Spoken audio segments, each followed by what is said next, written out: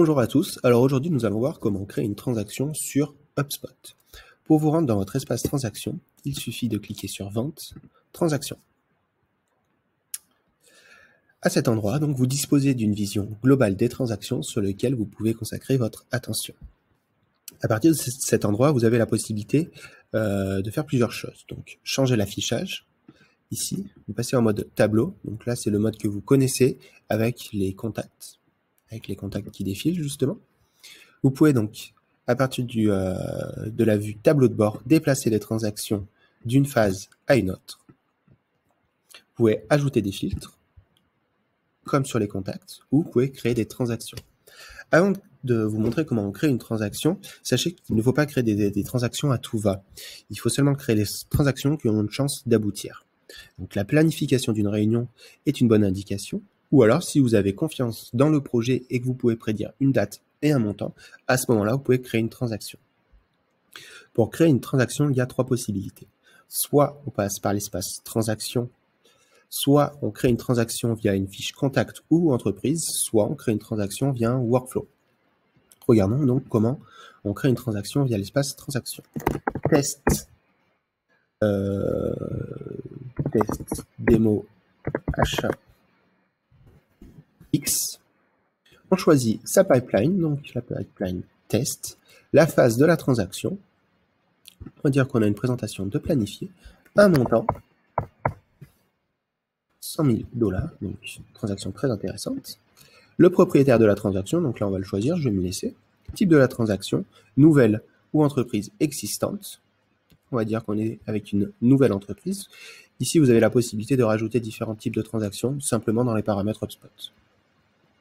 Et vous pouvez associer à une fiche entreprise ou à une fiche contact.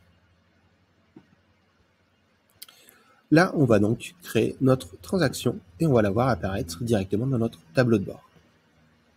Donc là, la transaction a bien été créée.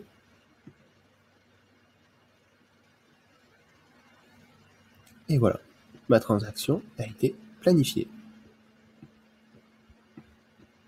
Ici, vous voyez à chaque fois le montant pour chaque phase. On va voir maintenant comment on crée une transaction via une fiche contact. Alors, j'avais créé un petit contact. Le voilà. Donc, pour créer une transaction, il suffit d'aller sur votre colonne de droite, transaction, et ajouter. Nouvelle transaction. La pipeline, donc, on va rester sur la pipeline test. Phase de la transaction. Décideur introduit, montant 10 000 $. On va repousser ça au 9 juillet, date de la fermeture. Type de la transaction, on est avec une entreprise existante. Alors là, on pourrait l'associer justement avec la fiche entreprise qui correspond à cette transaction. Cependant là, on est sur notre portail test, donc on n'a pas d'entreprise. Et on crée notre transaction. Voilà.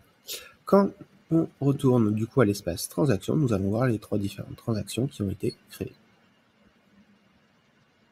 Ici et ici. Voilà. Donc comme je vous disais, il y a une troisième possibilité pour créer une transaction, c'est de le faire via un workflow. C'est-à-dire qu'on va déclencher automatiquement la création si un contact répond à certaines conditions. Par exemple, comme condition, dans le workflow, on pourrait mettre si le score d'un contact atteint une certaine valeur, à ce moment-là, on crée une transaction et on l'attribue à une équipe commerciale. Voilà, c'est tout pour ce petit tuto. J'espère que cela va vous aider pour vos prochaines transactions. Au revoir.